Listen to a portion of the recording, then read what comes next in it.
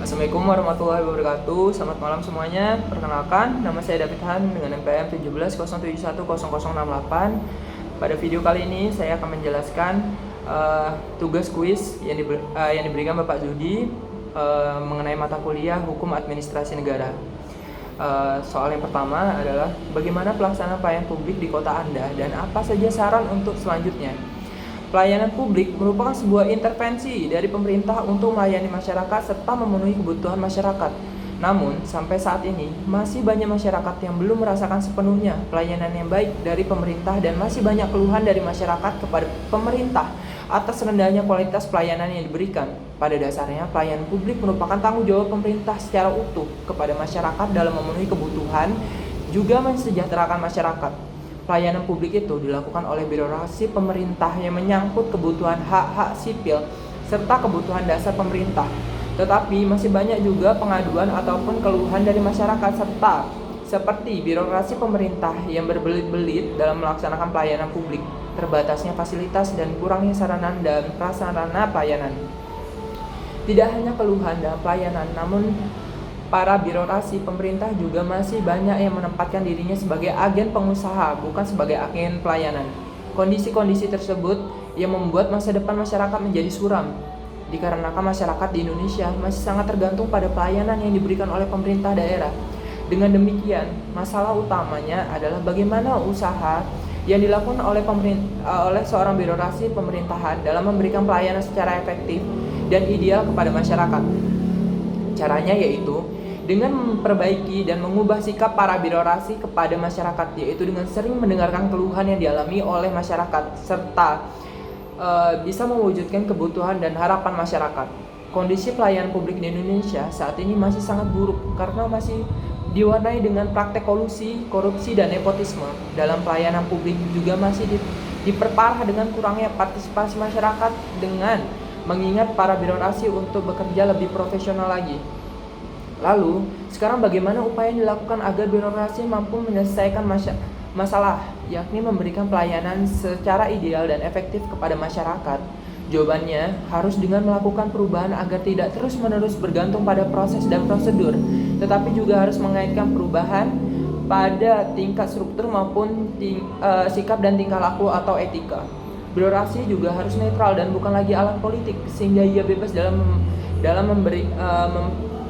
berinteraksi dengan masyarakat, karena pada hakikatnya kepentingan pelayanan tersebut untuk masyarakat dan netral di sini dalam artian siap memberikan pelayanan publik yang bebas dari intervensi kekuatan politik.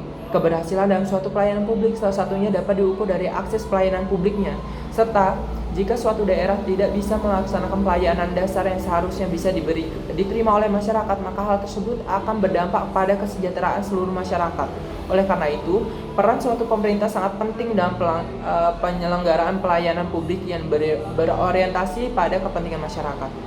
Yang kedua adalah bagaimana implikasi peranan hukum kesejahteraan sosial di kota Anda.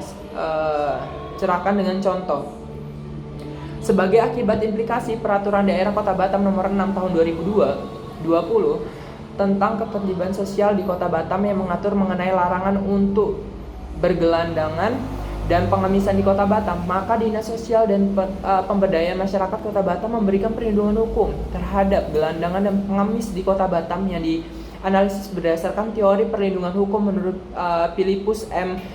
Hadjo, bahwa perlindungan hukum bagi rakyat sebagai tindakan pemerintah yang bersifat preventif dan represif, di mana usaha preventif yang dilakukan adalah Dinas Sosial dan Pemberdayaan Masyarakat Kota Batam memberikan perlindungan hukum sebagai media cetak, radio, videotron, memberikan informasi melalui baliho di tempat umum, penyuluhan sosial, dan juga bantuan sosial. Selanjutnya, usaha represif yang dilakukan yaitu bekerja sama dengan Satpol PP untuk melakukan penertiban, penjangkauan, dan rehabilitasi sosial. Namun, usaha-usaha tersebut belum sepenuhnya efektif dilakukan oleh Dinas Sosial dan Pemberdayaan Masyarakat Kota Batam karena masih ada berbagai hambatan dalam memberikan perlindungan hukum terhadap gelandangan dan pengemis di Kota Batam. Yang ketiga adalah apa bentuk sengketa informasi publik dan bagaimana penyelesaiannya. Yang pertama, Di sini saya akan menjelaskan pengertian dulu.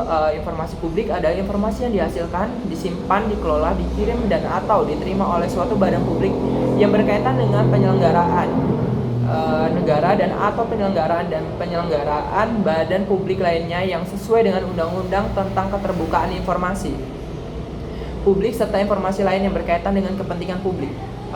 Yang kedua adalah sengketa informasi publik adalah sengketa yang terjadi antara badan publik dengan pemohon informasi publik dan atau pengguna informasi publik yang berkaitan dengan hak memperoleh dan atau menggunakan informasi publik berdasarkan peraturan perundang-undangan atau pasal 1 ayat 3 Undang-Undang Nomor 14 Tahun 2008 tentang keterbukaan informasi publik.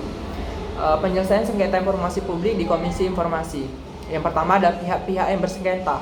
Pemohon adalah pemohon atau pengguna informasi publik yang mengajukan permohonan kepada Komisi Informasi atau pasal 1 ayat 7 Undang-Undang Nomor 14 Tahun 2008. Termohon adalah badan publik yang diwakilkan oleh pimpinan badan publik, atasan, pejabat pengelolaan informasi dan dokumentasi atau PPID, atau pejabat yang ditunjuk dan diberikan wewenang untuk mengambil keputusan dalam penyelesaian sengketa informasi di Komisi Informasi atau pasal 1 ayat 8 Undang-Undang Nomor 14 Tahun 2008. Yang kedua adalah alasan pengajuan sengketa, penyelesaian sengketa.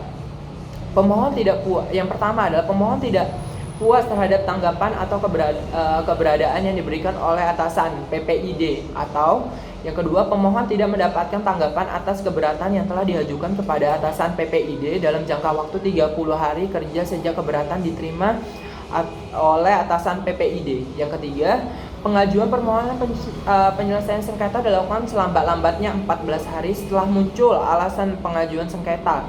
Yang keempat, penyelesaian sengketa di Komisi Informasi dilakukan dalam dua bentuk, yaitu mediasi dan adjudikasi non-litigasi. Adjudikasi adalah proses penyelesaian sengketa informasi publik antara para pihak dalam persidangan yang diputus oleh Komisi Informasi. Yang kedua adalah mediasi, ada penyelesaian sengketa informasi publik antara para pihak melalui bantuan mediator Komisi Informasi.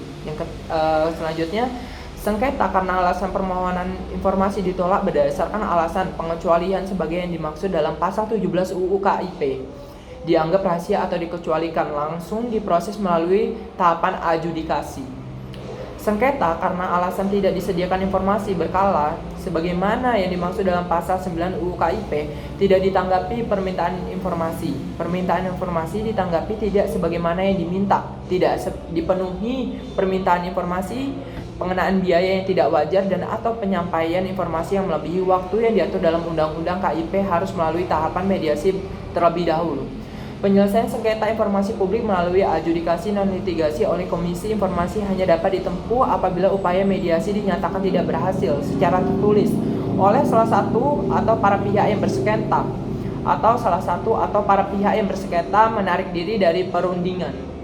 Kemudian, putusan Komisi Informasi yang berasal dari kesepakatan melalui mediasi bersifat final dan mengikat atau berdasarkan pasal 39 UU KIP. Yang terakhir, dalam hal saat salah satu atau para pihak tidak mengajukan keberatan ke pengadilan, maka putusan Komisi Informasi berkekuatan hukum tetap. Baiklah, saya kira cukup sekian presentasi dari saya, kurang dan lebihnya mohon dimaafkan. Sekian, wassalamualaikum warahmatullahi wabarakatuh.